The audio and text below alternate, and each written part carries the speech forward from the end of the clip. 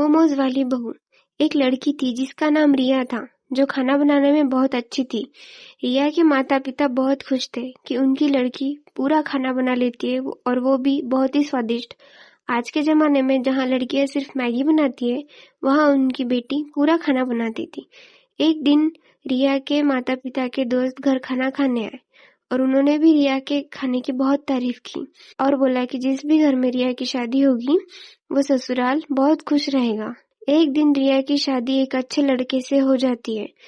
फिर उसकी पहली रसोई आती है। पहले रसोई के दिन सुबह सुबह सास बोलती है कि बेटा जाओ और तुम्हारे पहले रसोई की रस्म निभाओ। रिया किचन में जाती है और सोचती है कि आज तो खाने में बहुत अच्छा कुछ बनाऊंगी। रिया ने सोचा था कि पनीर बनाऊंगी, पूरी बनाऊंगी, पराठा बनाऊंगी और थोड़ी सी खीर बनाऊंगी। उतने में ही रिया की जेठानी आती है और रिया से बोलती है, अरे अरे रिया, इतना सब कुछ मत बनाओ, मैं तुम्हें कहती हूँ तुम सिर्फ मोमोज बनाओ। रिया थोड़ा चौंक जाती है और बोलती है, ये कहीं टीवी सीरियल वाले जैसी विलन तो नहीं है जो मुझे फंसाना चाहती है और मेरे नंबर कम करवाना चाहती है ससुराल में।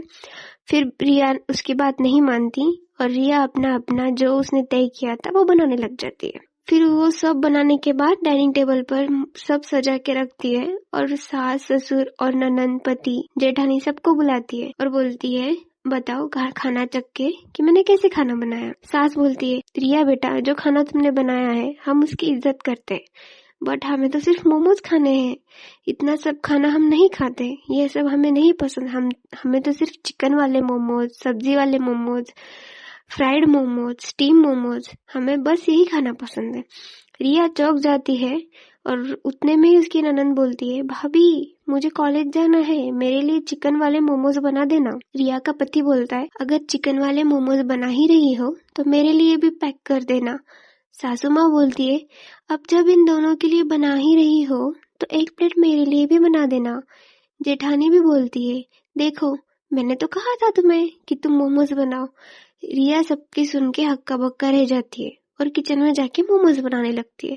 थोड़ी देर बाद जब मोमोज बना के आती है तो सब बोलते, रिया बेटा, हाथ में तो स्वाद बहुत है तुम्हारे, बहुत ही अच्छे मोमोज बनाए हैं।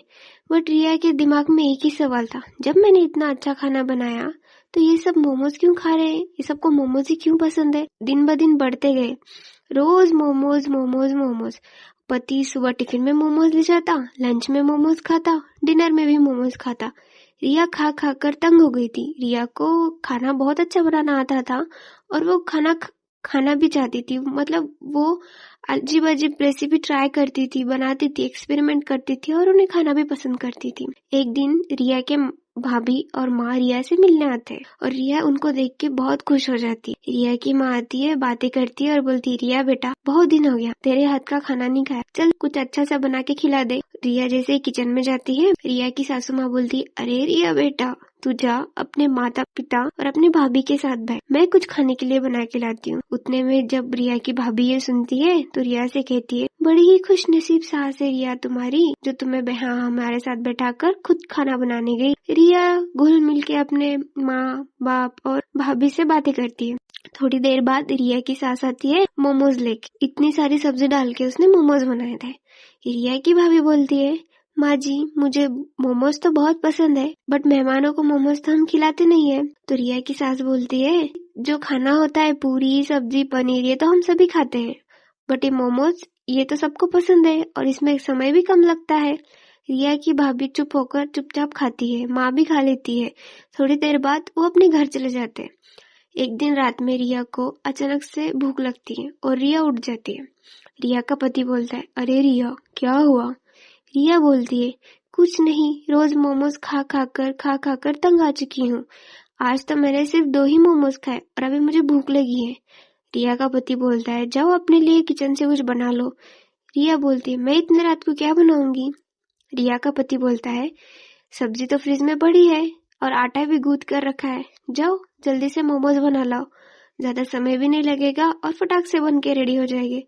रिया भी ये एक्सेप्ट करती है और किचन में जाकर मोमोज बनाकर लेकर आती है। दिन ब दिन बीतते गए। रिया ने भी अपने खुद को दिन ब दिन बदलना शुरू किया। अब रिया भी सुबह शाम दोपहर मोमोज खाने लगी।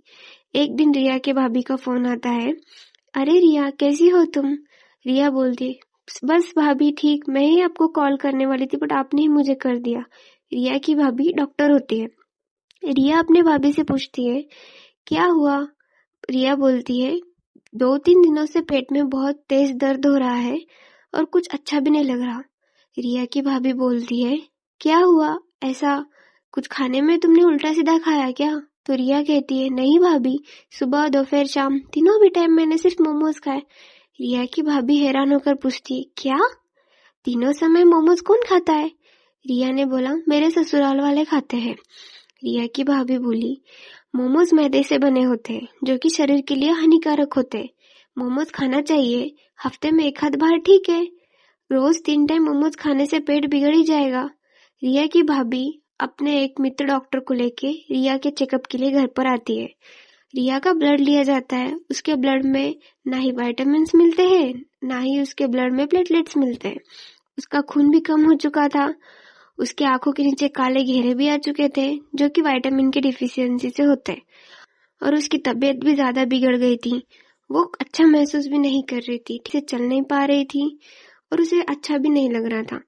रिया की भाभी ने कहा, रिया, तुम अभी सब्जियों का सेवन करो, चपाती खाओ, चावल खाओ और ज्यादा से ज्यादा हरी सब्जियां खाओ और फ्रूट्स के जूस पियो। रिया के ससुराल वाले बोले, ये क्या है, हम तो सिर्फ मोमोज खाते हैं। तो रिया की भाभी बोली कि देखिए माँ जी, मैं आपकी बातों की रिस्पेक्ट करती हूँ बट 3 टाइम मोमोज खाना ये अपने शरीर के लिए अच्छी बात नहीं है। अगर आप ऐसे ही करते रहे तो आपके पेट में अनेक समस्या हो सकती है। आपको थका हुआ भी महसूस हो सकता है, आपकी आंखों की रोशनी भी कमजोर हो सकती है। मोमोज के बजाय अब सब्जियां खाइए, अब गाजर खाइए, अब चपाती खाइए, अब चावल खाइए, ये सब खाइए। थोड़े देर के बाद ये सब सुनने के बाद रिया के ससुराल वालों की आंख खुल जाती है और वो ये सब एक्सेप्ट करते हैं कि उनकी गलती हुई। फिर बाद में रिया का जो खाने का आनंद था, रिया जो स्वादिष्ट खाना बनाती थी, वो अपने ससुराल वालों को रोज रोज बनाकर खिलाने लगी।